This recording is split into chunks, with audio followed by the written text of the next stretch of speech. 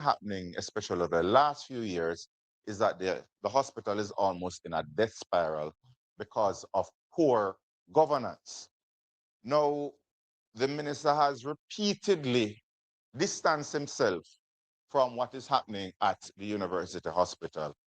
And he has basically cast blame on the departmental heads. Um, and we cannot allow this to happen another time. We cannot allow the deflection and the distraction to allow it's far to take away from the substantive issues. We have to stop it now because the consequences are too great. When the former board tried to enact reforms, they saw evidence of fraud, they saw procurement irregularities, and they sought to correct them. They had a CEO brought in after an exhaustive process where they had over 30 applicants. That CEO was a professional who was supposed to bring forward the reforms at the university hospital. The acting CEO of the time was not shortlisted. He was not deemed to be qualified for the job. But then the minister directly intervened and the board was dissolved. A new board was formed. The CEO who was selected to oversee the reforms at the university hospital had gone back by because they thought that they were going to work in a hostile environment. And who did this new board select to be the CEO? The same acting CEO who was not qualified for the job, according to the HR panel. This is the same CEO who has overseen the scandal that has plagued the University of the West Indies that we're seeing in the Auditor General's report. Now, when a minister steps in and fires a board who is trying to enact reforms and puts in place somebody who presides over massive mismanagement leading to this scandal that we're seeing today, he has to accept some responsibility. Because in firing the board and putting in place what some may say is who he favors, he has given his imprimatur on the governance structure of the university hospital. And then those who he favors, they go around acting, in the words of the staff, like absolute monarchs. And this has led to an HR crisis at the university hospital where disaffected staff have written letters of complaints, where they've had meetings where the notes have been sent to the board, crying out for change. They have highlighted procurement issues, irregularities. They have been sidelined from the process.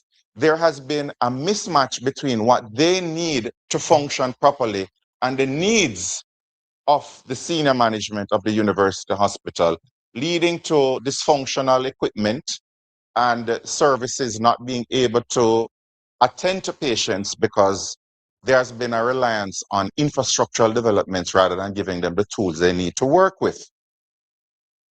We have to mention, of course, the Sagicor Foundation's donation to the hospital. And it is being spun as if we are attacking a private sector entity. No, we're not. We feel sorry for Sagicor because Sagicor had all good intentions to help the pediatric unit at the university hospital. The pediatricians were very involved in the Sagicor Foundation's efforts to raise the funds. But then Sagicor was misled, hoodwinked, taken for a ride by senior managers at the university hospital who told them that the pediatric department had bought into the reallocation of the resources.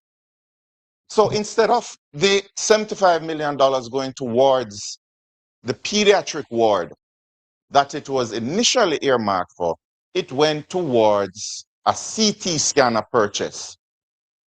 And the poor organization, not knowing what was going on, went along with it.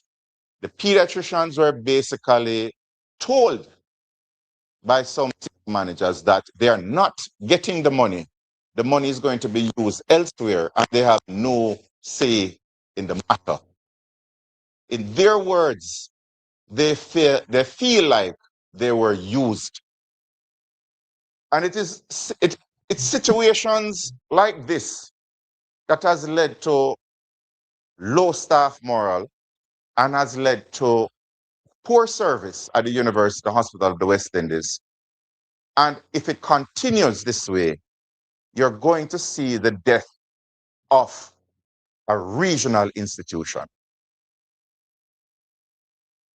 Now, when you speak about reforms, immediately after the tabling of the Auditor General's report, when it became public, the minister announced a panel to look into the operations of the hospital and what exactly could have been done to prevent this scandal from unfolding. And it seems genuine when you look at it, that we're seeing the report coming out and then the minister taking decisive action less than 24 hours later. But they knew about the report from last year. Why wasn't this panel announced last year? Because the panel is only to serve as a distraction for you to wait 4 months, lose interest, and then you would move on to another scandal somewhere else, maybe Cornwall Regional, and then this matter would die a slow and painful death. But the minister did not need to empanel another set of individuals to look into the findings of the Auditor General report. In fact, there was already an investigative report, and this was submitted to the board from November last year. And this investigative report looked into the Auditor General's report, and it found evidence of similar things: a lack of procurement plans, lack of documented controls, repeated internal audit warnings, fragmented governance structures, insufficient staffing. And when it went through department by department to show that the procurement department had staff that were not trained in procurement, there's a lack of digitization, and there was no documentation of internal controls. The finance department was weak. The internal audit department, they repeatedly flagged issues, but no action taken by management or the audit committee. And of course, they had insufficient staffing and insufficient space to perform their duties. You look again at system-wide governance failures. Audit committee not performing its statutory role, CEO and senior directors not enforcing internal audit recommendations, no coordination between internal audit and risk management, and of course, again, insufficient digitization. The office of the CEO was flagged repeatedly for breaches. The CEO, reading from the internal audit, the internal investigative report, the CEO confirms ultimate responsibility for operational decisions, including procurement approvals. We know where the buck stops, and we know who allowed the buck to stop there. So we do have not just the findings, but we have the recommendations. So I don't know what this new panel is going to add when this investigative committee has already said that we should establish board-approved annual strategic procurement plans. We should have digital procurement. We should have immediate training and certification of all procurement staff, increased staffing, and of course, strengthening the audit committees. It's all here. It's all here. There's no reason to have another panel. Is the minister aware of this investigative report? And if he is aware of the investigative report, why was this not made public? And why is he creating another panel instead of insisting on these changes. Again, it speaks to PR over the need and the political will for reforms at the university hospital. I'm going to close by reading something.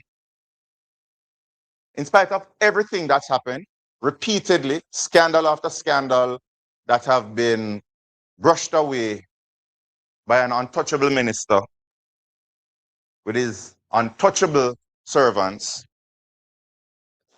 we have to take firm action in this regard.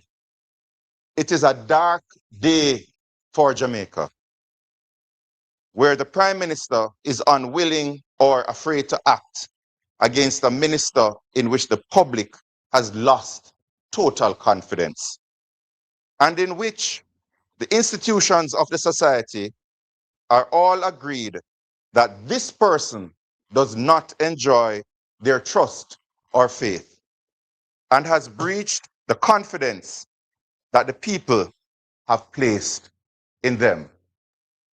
These are not my words. These are the words of Dr. Andrew Holness when he was leader of the opposition.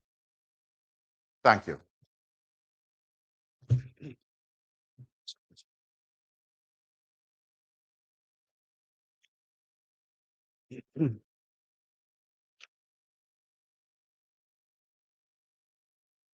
Thank you very much, Dr. Dawes.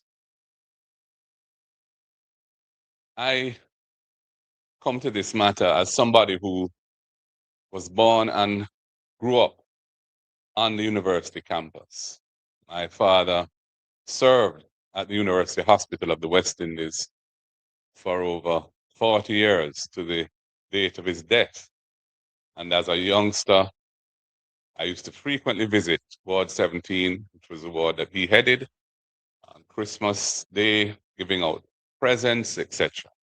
So when I see this cherished institution, which was the leading light of the University of the West Indies as a tertiary institution and had built a reputation of excellence over many years, coming to this point, this very low point, where the Auditor General has exposed system failures, governance weaknesses, malfeasance, procurement violations, and where anecdotally one hears on a regular basis the dire situation faced by people who come to the hospital and need medical care. It really is a travesty, and it pains my heart as somebody who has this long-standing familial connection with the institution. This is a government that doesn't hold its leaders to account. There's no accountability within the Andrew Holness administration. We have a Minister of Health who has gone from one scandal, one massive failing to the next. From the Cornwall Regional Hospital debacle, still unresolved, the dead babies situation, and there's no accountability. And this situation at the University Hospital is one that he cannot wash his hands of. The reason being that he was responsible for disbanding the board of the hospital that had commenced a process of getting the systems, the governance, and the management of the hospital into a state of good order. They had commenced, most importantly, a CEO recruitment process. And that was a professional and transparent global search for a suitably qualified and experienced person to take over as the chief executive officer of the hospital. And a firm that was experienced with Government of Jamaica protocols, received over 40 applications, shortlisted 6 qualified candidates, and the board's Human Resources Subcommittee unanimously selected a top candidate who happened to be from overseas. That board also implemented successfully long-stalled hospital information management systems that have been inactive since 2017. And they had revived that in 2022, 2023, and were getting that on track. And an internal audit had uncovered irregularities in contract awards and purchasing, and the board detected suspected fraud in the payroll department, and that had led to arrests. And the board initiated measures to recover over 30% of potential billing revenue that was being written off or uncollected before their tenure. This was a board that was working. This was a board that was seeking to address deep structural problems in the governance and management of the hospital.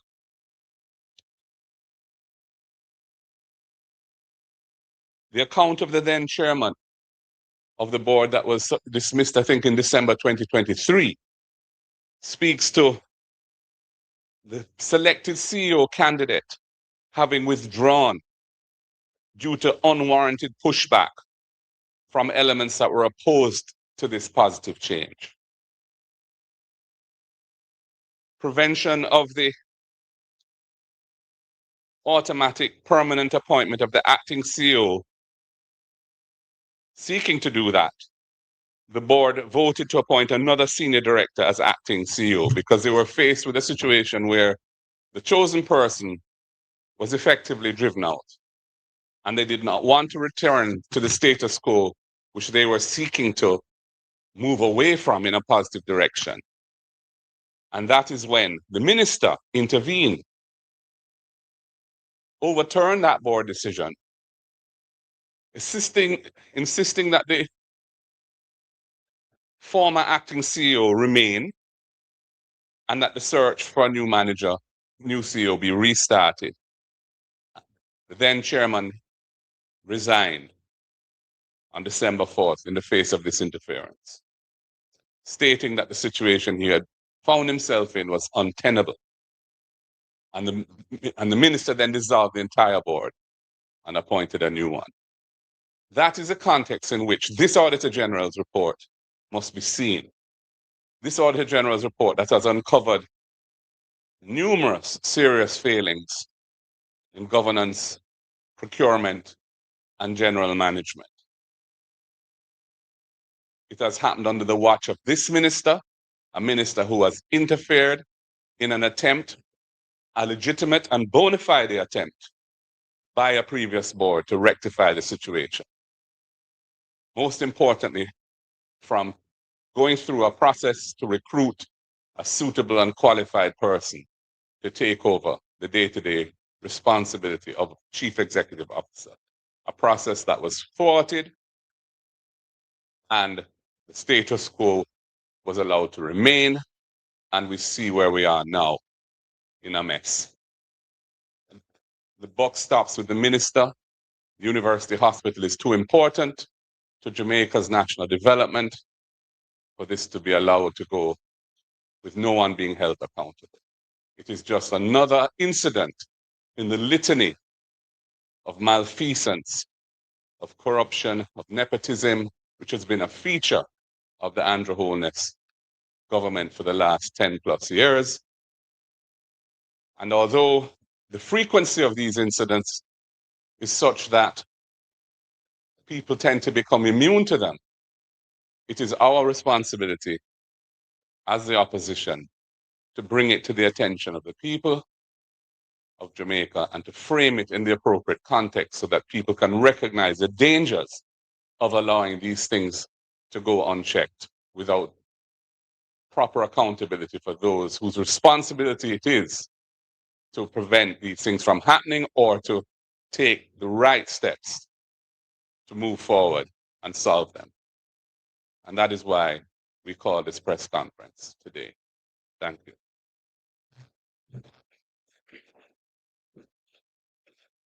Now, there you have it. If you have questions and you're in the room, please indicate by raising your hand and we'll get a microphone to you. please say your name and the news agency you represent. If you are online via Zoom platform, please use the raised hand icon. We will acknowledge you. If you wish to speak, you'll be acknowledged and you'll be permitted to go ahead, or we can read a message and question for you if you put it in the chat. Good morning. My name is Nakinski Robinson. I'm from TVJ News. My question is for the opposition leader. Mr. Golding, the medical company owned by the party's chairman for Region 3 and MP for East Central St. Andrew, Dennis Gordon, has been linked to benefiting from the unlawful tax cuts at the University Hospital.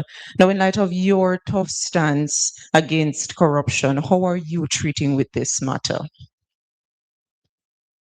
At this point, the only formal investigative report we have is the Auditor General's report. And that report does not name any specific company as being involved in anything. It points out that certain companies appear to have received certain benefits and raises real concerns about that. And when those matters are formally investigated, the chips will have to fall where they lie. But at this juncture, I'm not prepared to talk about any specific company because none has been named in any official report. And all you're going on is things that have been said by certain media houses. And I don't want to engage in that.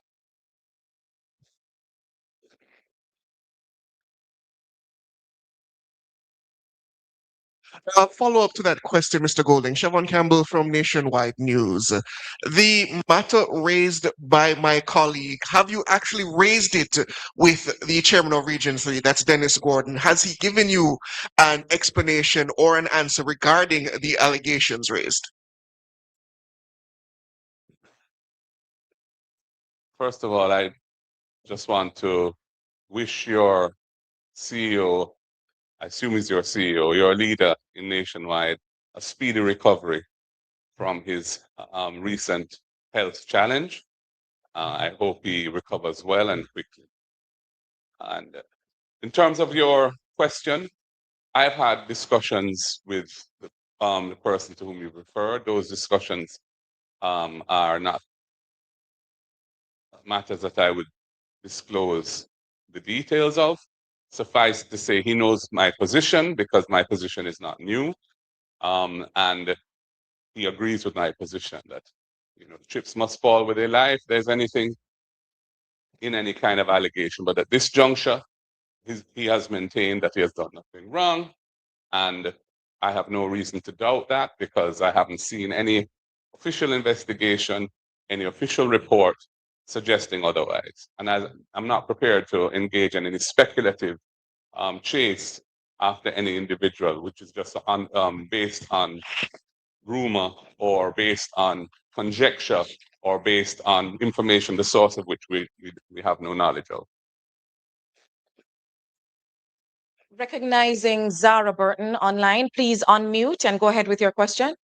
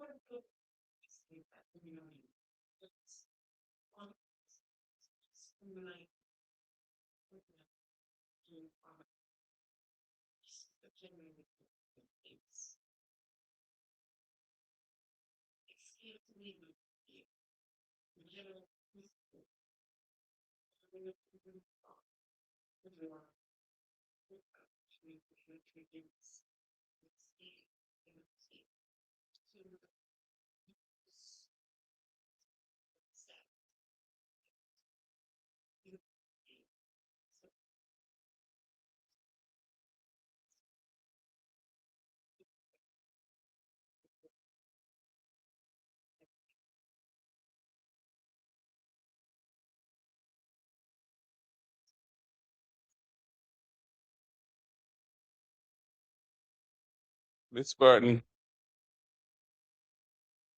if there has been any instance of taxes or duties that are properly payable having not been collected because of the way in which things were done, and those things were an improper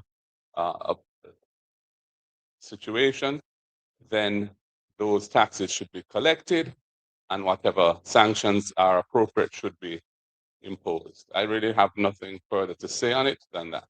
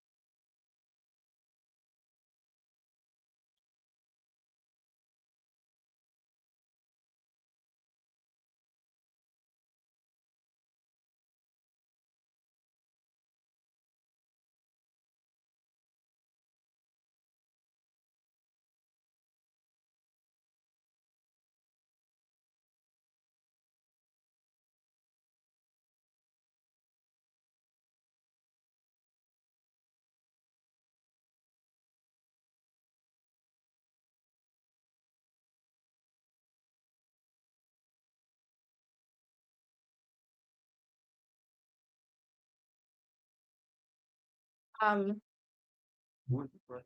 okay, Zara, thank you so much for that. As the leader of the opposition said earlier, we are not in any position to confirm or deny or substantiate anything that has been said by a particular media house about this topic. All we have is what the Auditor General has put on the table. The Auditor General's document has not named the company you sought to name just now. We would not be irresponsible to bring information and speculation to the table right now without further, because that is injurious to all parties involved.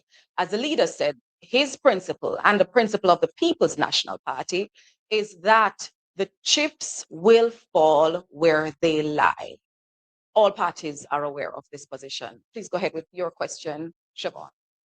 Yes, unless there's more questions regarding this matter, I did make a promise to my listeners that I would ask this the next time I had an opportunity, so I bring it here. We're still in the recovery phase from Hurricane Melissa.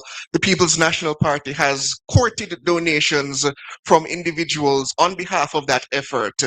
Is it the intention of the opposition to make available to the public what has been collected in terms of the quantum and what that sum has been used for in the spirit of accountability? Well, the People's National Party has always been very transparent and open with our financial accounting annually. That is published, audited financials, and I'm certain that this will form part of that process. In the meantime, we urge the government to be transparent and candid and to tell the nation what they've done with the millions they've raised in the name of Jamaica to build back constituencies such as South St. James. We're still waiting to get some of that.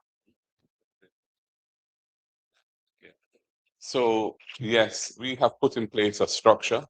We created a new structure after Melissa with a national disaster risk management committee within the party. There's a chairman who is Fitz Jackson. There's a projects director who is the treasurer of the party, Senator Keisha Anderson. And part of their mandate is to ensure that there's full accountability and accounting for any relief that is administered through the party. So those reports will be prepared and will be made available in the appropriate channels. What I would say is that what we have heard is that there have been many billions of dollars of emergency procurement by the government. Emergency procurement means that there is no proper tendering and you don't know whether you're getting value for money. Now, I'm not saying that the circumstances didn't warrant using that procurement methodology. What I am saying is that the accountability for those resources becomes all the more critical. And we don't know what mechanism the government is going to provide to assure the public that those resources have received value for money. I remember arriving in Black River a few days after Melissa, and I saw a member of parliament, not from St. Elizabeth, on a street corner. And when I asked, I was told trucks were being used for the cleanup. So there you go. From the day one almost, the potential for nepotism, the potential for persons getting the benefit of their inside connections was being manifest. And so I feel that this is very important, and that I ask the media to ensure that they hold, or try their best to hold, those who are responsible for these huge resources being expended are held accountable for how it's being done. Similarly, in relation to the university hospital matter, I realize that the media is fixating on the allegation made by one media house. But when you look at the report, there are many important issues in that report that need to be addressed and should not be swept under the carpet. There are multiple players involved, and it's important that we don't abandon any kind of balance in how we deal with this thing and focus on what is actually before us from a credible source. And the only credible source presently having provided any information to the public on this is the Auditor General through her report. And to the extent that she has findings in there that warrant further investigation, I expect those further investigations to be done by the appropriate authorities. And when they make their findings, we will address them. But at this point, we're not proceeding on the basis of speculation, character assassination, or anything of that nature. As I said, I have spoken to the persons involved. They have given me certain assurances, and at this juncture, I'm waiting to see how the matter develops in light of the report that we have, which is the Auditor General's report. Recognizing Janella Perseus. Please unmute and go ahead. Thank you so much.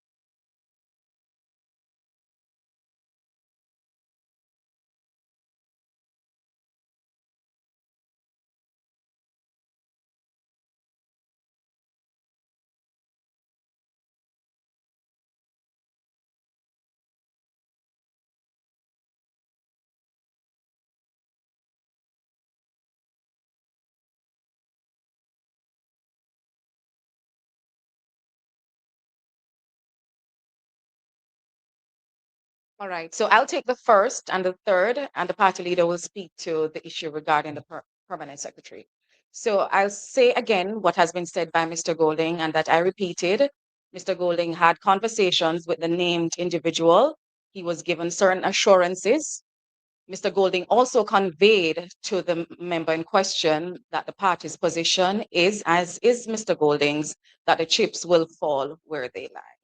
With respect to the third question, today we are discussing a national health crisis that has the potential to derail the health conditions of many mothers, children, lots of people who are sick and needing health care.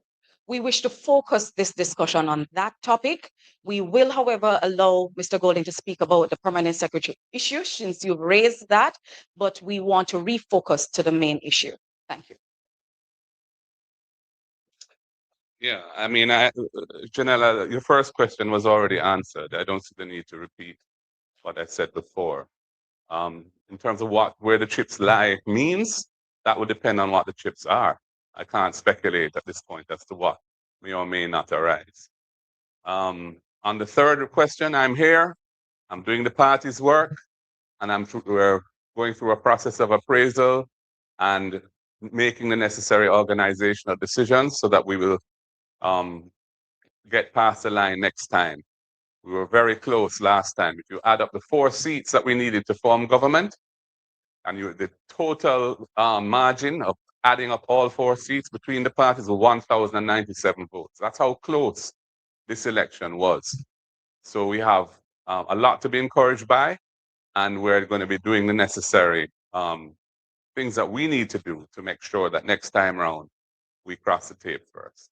In terms of the second issue, my concern is that the permanent secretary in a ministry is a very senior position in the civil service.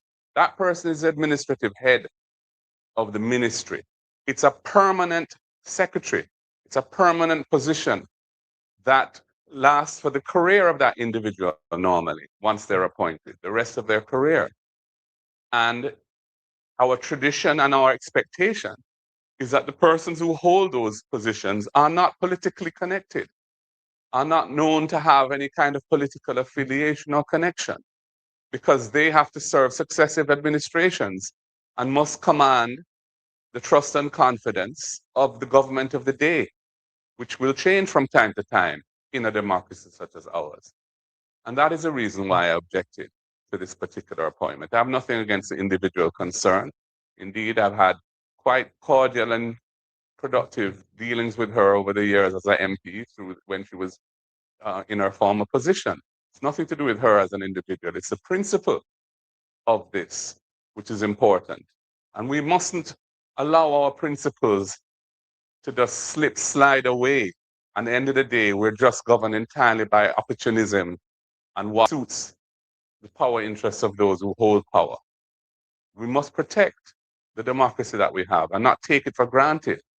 Surely international events show the importance of that.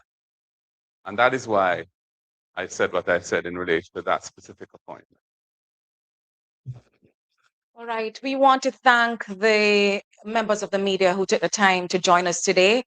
We hope that you'll be able to telegraph to the public the issues that were raised today by Dr. Dawes and the leader of the opposition. These are issues of national importance, and we hope that they will be given the time to be ventilated in a proper space.